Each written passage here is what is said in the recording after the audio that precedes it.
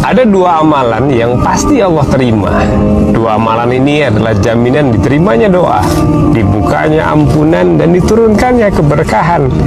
Satu untuk membersihkan dosa, dan satu lagi untuk meningkatkan derajat.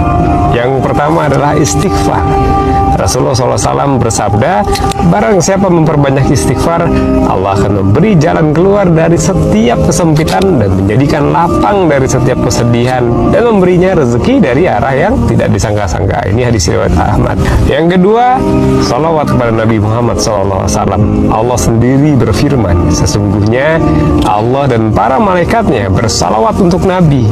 Wahai orang-orang yang beriman, bersalawatlah kalian kepadanya dan ucapkanlah salam penghormatan kepadanya. Ini Quran Surat Al-Ahzab ayat 56. Inilah dua amalan yang tidak pernah ditolak. Jangan pernah sehari pun kita lewatkan tanpa keduanya. Astagfirullah. Allahumma shalli wa sallim ala nabiyina Muhammad.